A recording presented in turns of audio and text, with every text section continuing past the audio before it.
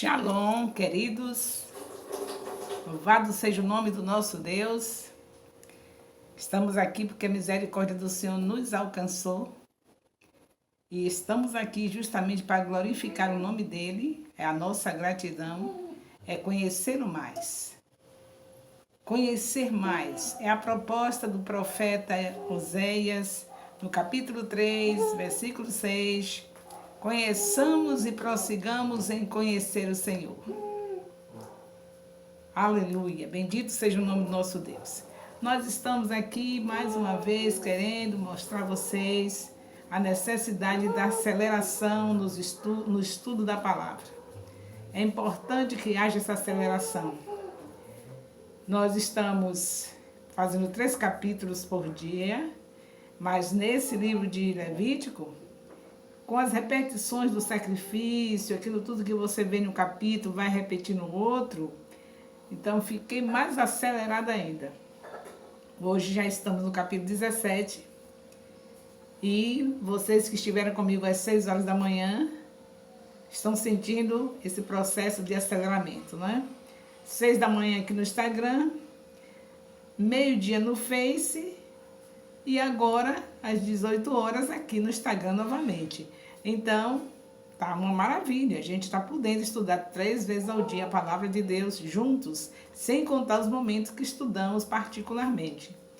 E qualquer dificuldade nesse conhecimento de Deus, o Espírito Santo está disponível para nos ajudar.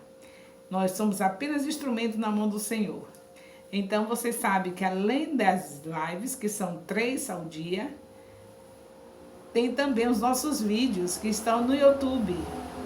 Cada live feita está gravada em vídeos no YouTube. Só é você chegar no canal Rai Santana Nascimento, aproveitar e fazer a sua inscrição. E aí você vai ter todo esse assunto de todas as lives que eu estou fazendo em cada vídeo. São 3 lives no dia, são 3 vídeos também no dia, que são lançados para cada dia 3 vídeos no YouTube. Então, estamos bem equipados, temos tudo para estarmos conhecendo mais o nosso Deus, porque não tem nada melhor do que na palavra. Todos nós sabemos que o bom de se conhecer alguém é ouvindo a pessoa. Então, não é diferente com Deus. Nós vamos conhecer mais e mais, ouvindo a sua voz através da sua palavra escrita, a Bíblia. Sejam bem-vindos vocês, sejam abençoados em todas as áreas da vida de vocês. Tenham certeza que a prosperidade não vai faltar, porque o Senhor diz que quando nós meditamos na palavra de dia e de noite, somos como árvore plantada junto a ribeiros de águas, que dá o seu fruto na estação própria, cujas folhas não caem, e tudo quanto fizer prosperará.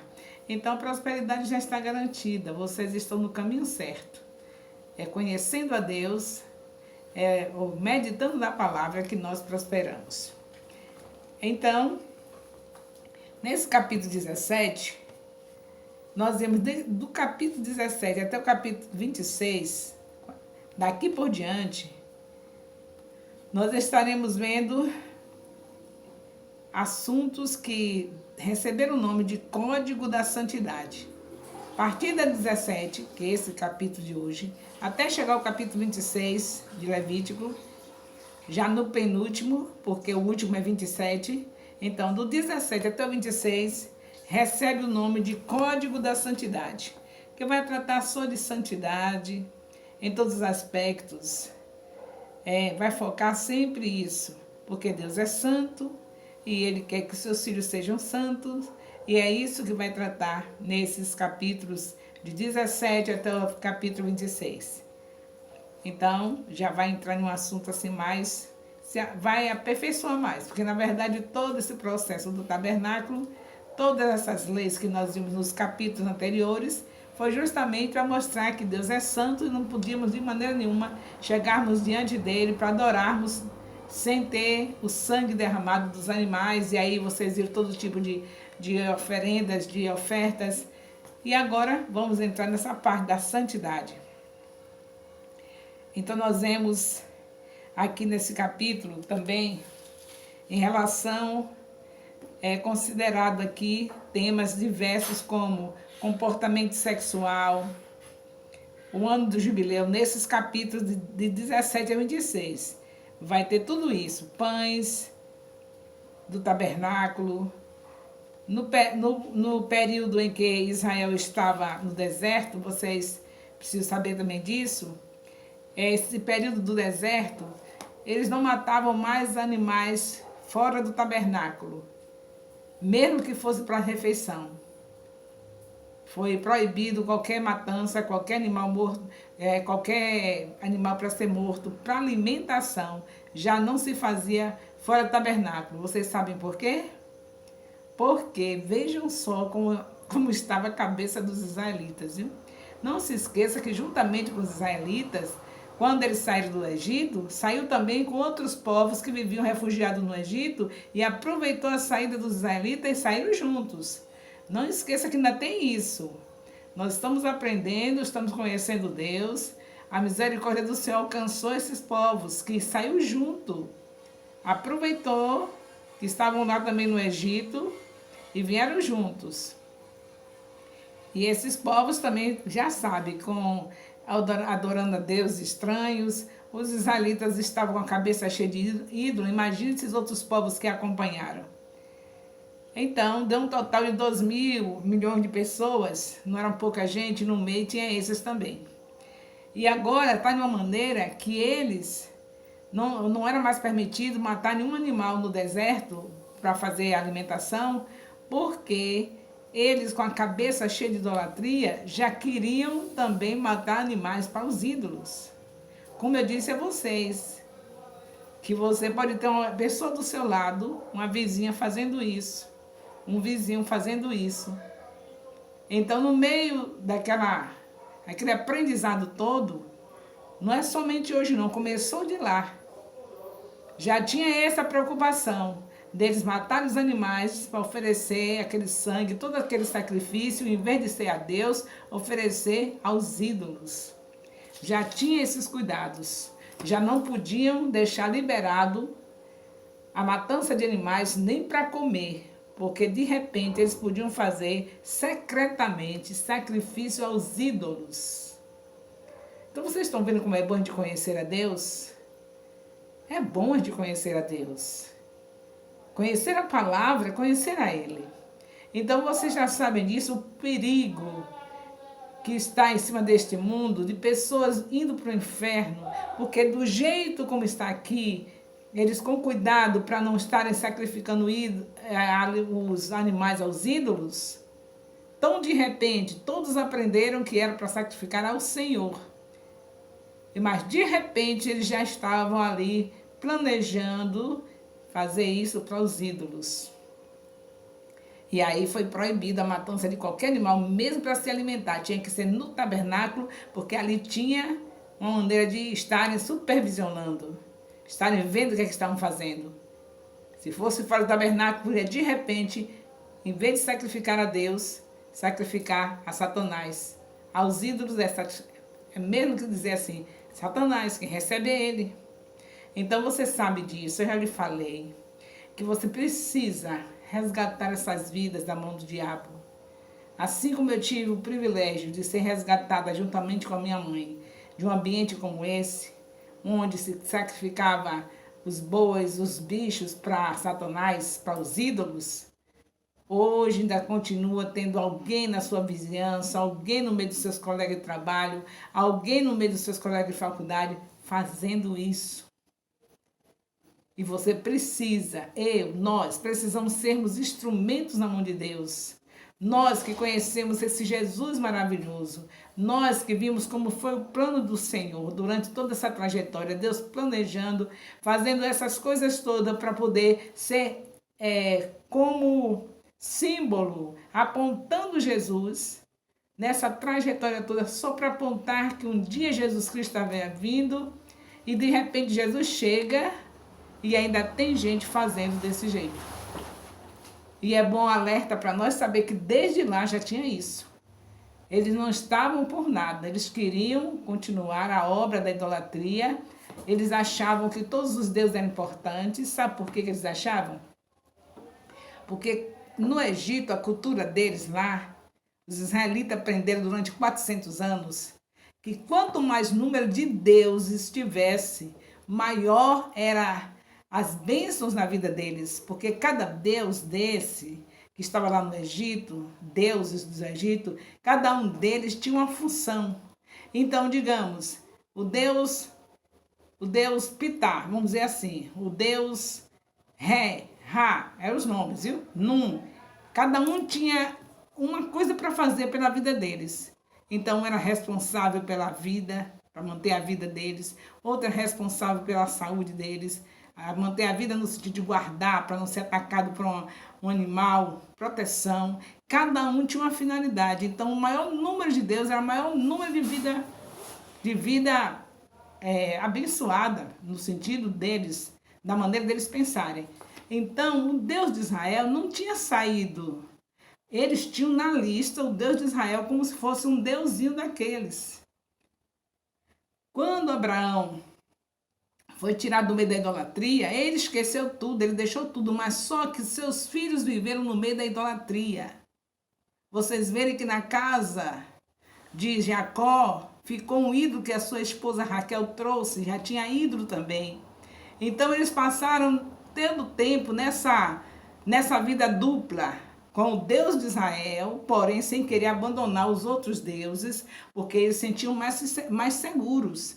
Eles estavam assim, pensando, bom, se o Deus tal faz isso, esse faz isso, então estou completo. Cada um faz uma coisa e eu vou viver um mar de rosa. Era o pensamento deles. Foi desse jeito que eles ficaram 400 anos no Egito, tendo esses pensamentos, tendo essas ideias. Então eles não tinham, por isso que quando Moisés, Josué, os líderes, né, deles falavam, vocês vão decidir o quê? Vocês vão querer o nosso Deus de Israel? Nós queremos o Deus de Israel. Você vê as passagens bíblicas falando isso. Eles nunca diziam, não queremos, não querem. Não, eles queriam. Eu quero sim, nós queremos o Deus de Israel. Só o Senhor é Deus. Ele é o Deus de Israel, é o nosso Deus. Mas ali, lá no coraçãozinho dele, estavam os outros ídolos que serviam de apoio para situações da vida dele. Como, por exemplo, já citei para vocês em outro momento, que o meu nome de Raimunda era uma homenagem a um Deus que a minha mãe tinha, que a minha mãe foi uma idólatra antes de aceitar Jesus Cristo, então era para proteger a minha mãe no parto. Entenderam? Essa cultura demoníaca veio rolando de povos para povos e chegou até os nossos dias. Chegou aos nossos dias. Então, por exemplo, a minha mãe botou o nome Raimunda. Por quê? Devota do ídolo Raimundo, que ela dizia que era o ídolo que tomava conta das grávidas para dar um bom parto. Ainda tinha uma senhora também com o nome tal, que também dava proteção dos partos. Então, quanto mais Deus estivesse, mais a pessoa estava seguro. Então, não é que o povo de Israel não quisesse Deus Jeová. Eles queriam, mas não queriam abandonar os outros, porque era segurança para eles. Eles não tinham entendido, não entrou nessa dimensão de saber que o Deus de Israel é o verdadeiro Deus e que não precisar de nenhum Deus para completar as nossas bênçãos, para fazer o que a gente precisa. O Deus eterno, Criador do céu e da terra, tem tudo para suprir as nossas vidas. Mas eles não chegaram a esse entendimento. Então aqui eles já estavam tendo esses cuidados, os líderes, Moisés, Arão, eles já estão tendo esses cuidados para que eles não matassem nenhum animal fora do tabernáculo, porque ocultamente, às escondidas, eles já podiam estar ali sacrificando aqueles deuses, que eles vieram na cabecinha e no coraçãozinho. Então, estamos vendo que realmente o nosso Deus tem um amor incondicional, chegou a essa dimensão de luta com esse povo. Depois de tudo isso que vocês verem, até o capítulo 1 até o 17 de Levítico, todas essas informações, esses ensinos que Deus deu para que eles fizessem adoração ao Senhor de uma maneira correta, ensinou tudo direitinho, pois eles estavam ali mal intencionados. Qualquer chance que desse, eles já estariam fazendo sacrifício para o Deus tal. Deus esse, Deus aquele, para poder ficarem mais seguros. Foi isso que eles aprenderam durante 400 anos. Agora me pergunte se Deus tem nada a ver com isso. Não. Deus deu tudo certo, a direção certa, eles se desviaram, porque quando eles passaram a ser escravos lá no Egito, eles poderiam fazer como Silas e Paulo, como qualquer outro que foi vencedor, que não se submeteu às exigências de quebra de princípios. Quantos apóstolos sofreram porque não se submeteram ao que César queria?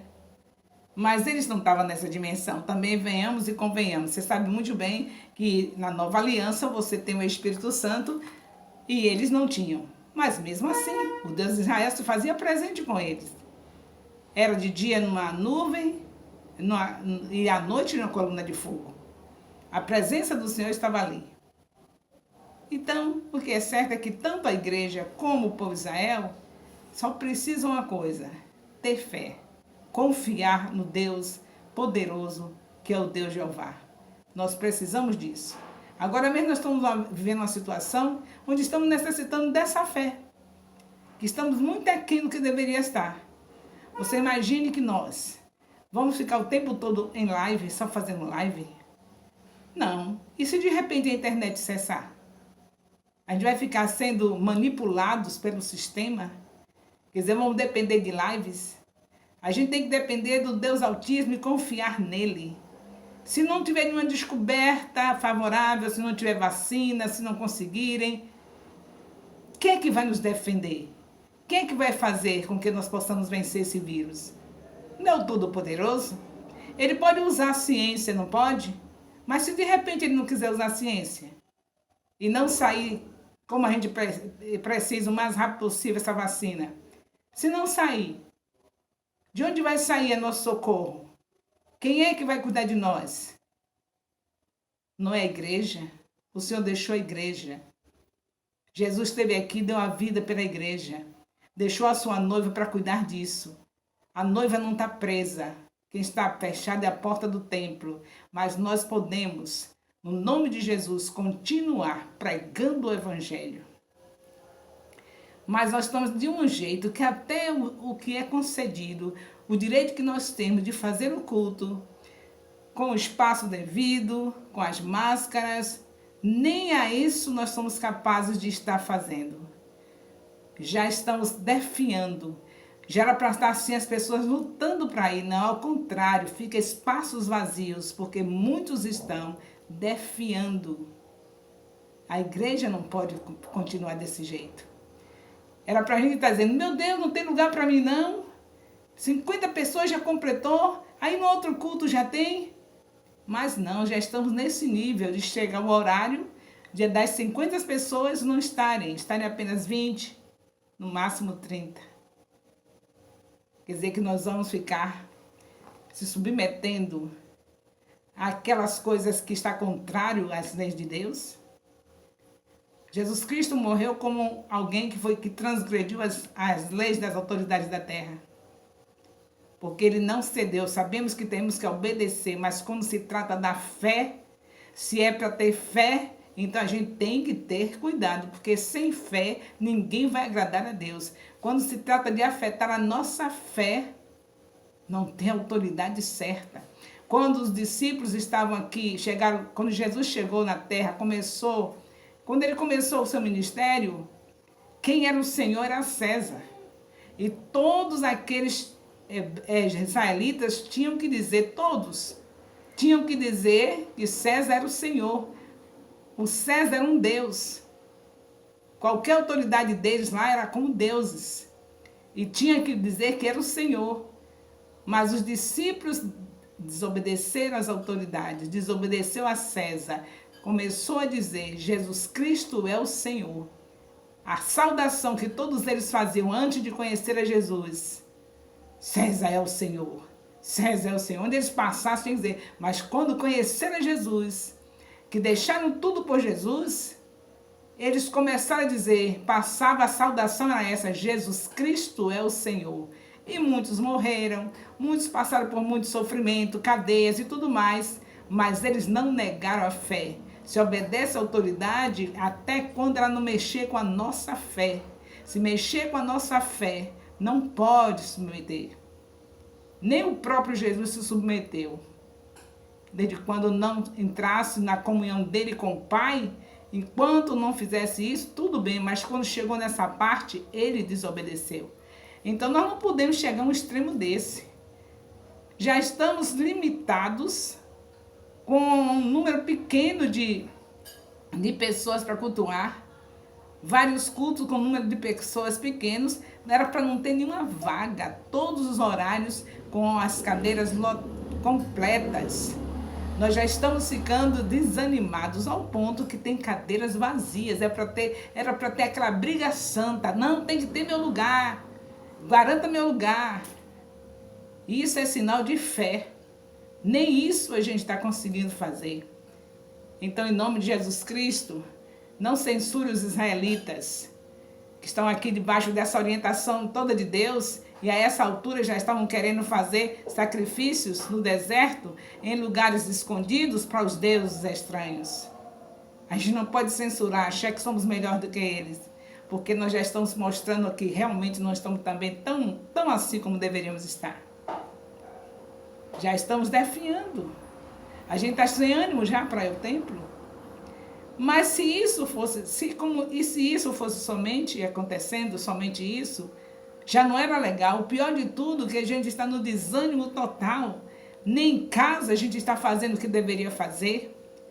Meditar na palavra, colocar nossos filhos para estarem sentados e ouvindo a palavra, lendo a palavra, estudando a palavra. A gente está precisando do renovo. Nós temos a certeza que o Espírito Santo está dentro de nós. Aqui não tem esse negócio porque não tem um pastor aqui junto de mim, não. Mas tem um Espírito Santo dentro de nós. Nós temos a obrigação de estar ouvindo nossos líderes, estar junto com eles. Mas se somos proibidos de estar com eles, então vamos recorrer àquele que já está dentro de nós. Então temos aqui uma situação difícil, não temos? Você já imaginou uma coisa dessa, nesse capítulo 17 de Levítico? Eles já tinham cuidados, porque alguns já estavam querendo fazer o sacrifício que era para fazer para Deus, já queriam fazer para os deuses que vieram no coraçãozinho dele lá do Egito. Eles vieram do Egito, mas trouxeram junto com eles o Egito. Com todas essas recomendações que vocês estão vendo, de Gênesis a Apocalipse, o povo continua com a falta de fé. E tenhamos cuidado, porque Jesus Cristo falou, será que encontrarei fé na terra? Porque essas coisas todas estão acontecendo, nós já sabemos que ia acontecer, a Bíblia já fala. Mas Jesus faz essa interrogação, será que encontrarei? Será que a gente vai se desanimar porque tem templos fechados? Quando nós temos o Espírito Santo dentro de nós? Será que vamos ficar desanimados? Será que vamos perder a fé se a única coisa que agrada a Deus é a fé? Se perder a fé, queridos, nós estamos realmente perdendo a fé, não somos nada. Que Deus, a gente só move o coração de Deus pela fé. Tem que ter fé. Vida de oração, meditação da palavra. E aí nós conseguiremos a vitória. Mas desanimados? As lives vão até quando? Não sabemos. Mas uma coisa eu sei. Se a ciência não matar o vírus, o nosso Deus vai direto com a mão dele poderosa e vai matar. Ele não faz aquilo que o homem pode fazer. Mas se o homem não puder, será ele. Então, por que não depender dele? Por que não ter fé? Por que não enfrentarmos essa situação? Com cânticos, louvores, hinos espirituais, evangelizando. Você tem um instrumento na mão, nós estamos na era digital, tem um celular, evangelize. Console os corações das pessoas. Procure ver os contatos que você tem e anime uns aos outros. Não vamos ficar sem fé, porque é a única coisa que agrada a Deus. Se a gente perder a fé, acabou tudo. Não vamos de maneira nenhuma proceder do jeito dos israelitas. Recebendo tudo de Deus, e já querendo transferir o que aprenderam para fazer com o Senhor, já queriam fazer com os deuses estranhos que vieram na sua mente, na sua cabeça, desde lá do Egito. Esse é o capítulo 17 que eu destaquei, essa parte, de ver a situação do povo, já querendo fazer sacrifício para deuses estranhos. Agora, nesse capítulo 18, que a gente não vai dar tempo, mas vocês podem ler, e vocês tirarem a dúvida comigo depois, está falando de casamentos ilícitos. Já vai entrar num assunto agora, do 17 até o 26, vamos no caminho da santidade. Vamos ver o que é santidade ao Senhor. Tudo que ele fez em relação à santidade, mas nesses capítulos 17 até o 26, é exclusivamente santidade. Tudo para essa parte. Porque nós sabemos que o nosso Deus é santo. E agora Jesus veio, nós estamos na nova aliança. Está bem melhor, né? Temos o Espírito Santo dentro de nós. Será que a gente considera isso? A gente considera isso? Porque eles estavam lá recebendo tudo isso, mas o principal não tinha recebido ainda, que era Jesus. Estava recebendo leis, ensino sobre os sacrifícios, sabendo como é que vai ser os relacionamentos lícitos e os não ilícitos. Mas nós temos o Espírito Santo dentro de nós. Como é que está o nosso relacionamento? Basta ser casado? A santidade tem que estar também dentro do casamento. A palavra casamento, por si só, não dá a solução. Tem pessoas dentro de 4 paredes fazendo coisas que uma prostituta faz. Dentro de 4 paredes, estou casada. Em 4 paredes tudo pode. Não é assim. O Senhor é santo, santo, santo. E nós temos o Espírito Santo dentro de nós, que deve ser um grande freio na vida de cada um de nós. Cada atitude sua, ou minha, ou nossa, nas 4 paredes, sim, porque é esposo, porque é esposa, sim, mas cada atitude inadequada, que não for dentro dos conformes, que não seja dentro dos princípios bíblicos, o Espírito Santo está junto. E está presenciando tudo. Então temos que estar espertos. Conversa com o Espírito Santo para ver como é que está seu relacionamento, que é lícito, porque está casado, mas veja como está o comportamento na sua intimidade. Porque mesmo casado, Deus é santo, santo, santo. E você não vai tirar o Espírito Santo. Dá licença, Espírito Santo, que eu agora vou entrar na intimidade com meu marido de uma maneira diferente, alguma coisinha assim diferente. Então dá licença aqui, viu? Que eu achei assim uma ideia maravilhosa, uma fantasia tremenda, que hoje só vai dar nós. Aí dá licença, viu, Espírito Santo? O senhor sabe que eu sou casada, dentro de 4 paredes, tudo fica resolvido, não tem nenhum problema, é eu e meu marido e acabou. Nós estamos entrando aqui, capítulo 18, não vai dar para a gente continuar, mas vocês dão uma lidazinha aí, vocês fiquem lendo, repassando, e qualquer dúvida vocês me perguntam, e antes de tudo perguntam ao Espírito Santo, e se ele quiser me usar, eu estou disponível. Eu estou trazendo para a nossa realidade. Aqui está falando no capítulo 18, onde nós vamos deixar hoje, está falando de casamentos ilícitos. E eu estou falando agora para vocês, dentro dessa realidade do capítulo 18 de Levítico, como está o seu relacionamento, que é muito abençoado, que você é casada, nós somos casados, vocês são casados, muitos de vocês, então sabe que é muito abençoado um leito sem mácula. Hebreus 13, 4. Um leite sem mácula. Mas é sem mácula simplesmente porque você nunca adulterou, porque seu cônjuge nunca adulterou? Ou é sem mácula porque você tem um relacionamento íntimo santo? É íntimo e santo? Isso é importante. Não se esqueça que toda essa trajetória que nós estamos, de Gênesis até agora Levítico, Deus se apresenta como Ele é santo e dando todas as informações, todas as diretrizes, para que o seu povo não se esqueça que Ele é santo, santo, santo. Deus está muito interessado a nós não nos esquecermos disso. O investimento dele aqui, já estamos em Levítico, desde Gênesis que nós vemos o Senhor muito interessado a mostrar sua santidade. E cada vez que o ser humano sai disso, ele reprova e as recompensas eles recebem. Hoje nós temos Jesus Cristo, por isso mesmo que está mais sério ainda, porque ele deu o seu Espírito para estar dentro de nós. Se aqui na antiga aliança as pessoas não tinham Deus vivo dentro e o Senhor tinha essa cobrança toda, imagine naquele grande dia o que o Espírito Santo presenciou de um marido e uma mulher dentro das quatro paredes, que se acham no direito de fazer o que bem entende. Marido e mulher é o relacionamento representando igreja, o noivo e a noiva.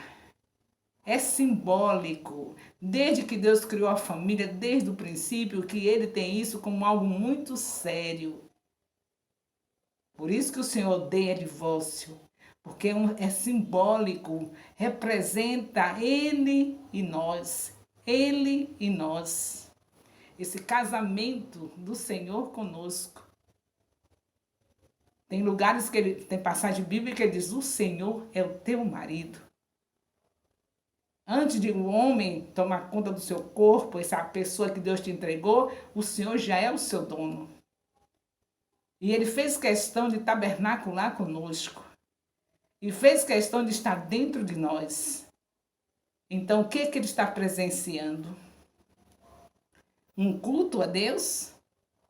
Porque para ser um culto a Deus, tudo feito com muito amor, tudo feito com muita pureza, porque não tem nada de impureza em um relacionamento sexual de marido e mulher, quando se comporta do jeito que o Senhor determinou. Está na Bíblia, tudo certinho. Tudo certinho. Nada ficou sem ser recomendado, sem ser explicado, sem ter direção. Deus não deixou seus filhos sem ter direção. Tudo que está aqui resume em Cristo. Justamente por quê? Porque nós estamos vendo como nos comportar com o Espírito Santo.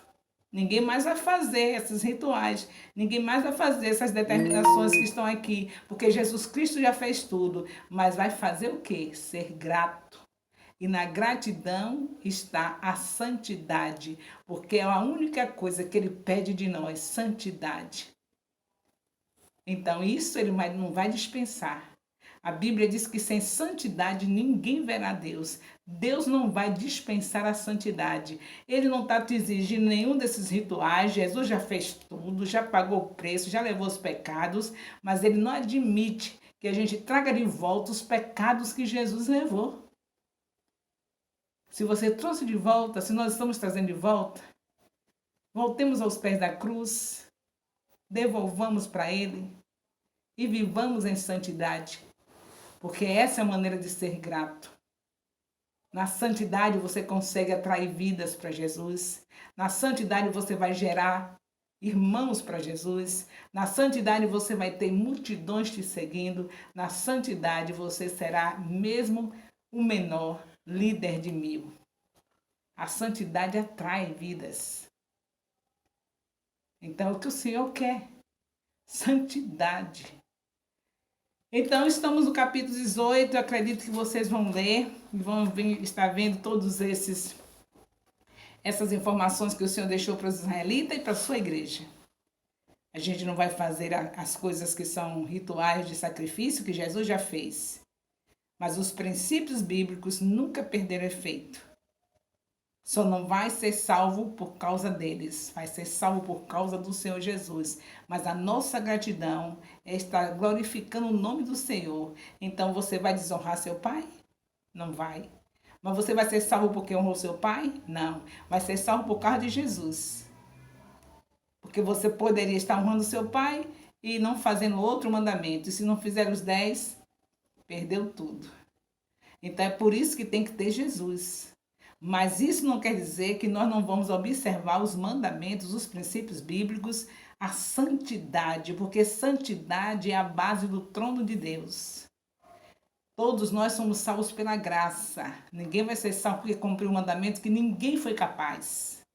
A gente não vai menosprezar os mandamentos, mas sabemos que vamos fazer 9 e um vai faltar. E pela lei, se faltar um, acabou, morreu. Então Jesus veio e cumpriu tudo. Então o que é que nós temos que fazer? Ser gratos. Na gratidão vem a santidade. Você não vai querer fazer nada que seja desagradável a Ele. Então, por causa da gratidão, você fazer tudo que agrada seu Pai, tudo que agrada a Jesus, que agrada ao Espírito Santo, aí pronto. A santidade não tem como não estar nas nossas vidas. Se a gente faz tudo por amor a Ele, faz tudo por gratidão, não vai fazer para salvar, já está salvo. Aí onde está o problema? Se você pensar que vai fazer para se salvar, se você não tiver certeza da sua salvação, mas se você sabe que é salvo, qual é o meu dever e o seu, sabendo que somos salvos? Fazer tudo que glorifique ao Pai que está nos céus, que enviou seu único Filho para nos salvar. O próprio Jesus fala em Mateus 5,48 que fazer as boas obras para que glorifique o Pai que está nos céus. Não é para se salvar, é para fazer para glorificar. Glorificar o Pai, quer dizer, uma gratidão. Ser grato. E quando a gente vai fazendo as coisas que agradam a Ele, estamos sendo gratos. E quando somos gratos, está sendo o quê? Está glorificando o nome dEle. Então, queridos, em nome de Jesus, conheçamos mais o Senhor. Como é maravilhoso a gente conhecer a Deus.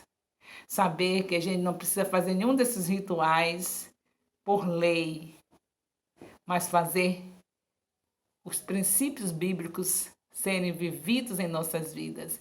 Rituais, não, mas princípios bíblicos devem estar na minha vida, na sua vida, como gratidão. Nosso nome já está escrito lá nos céus. Já está escrito no livro da vida.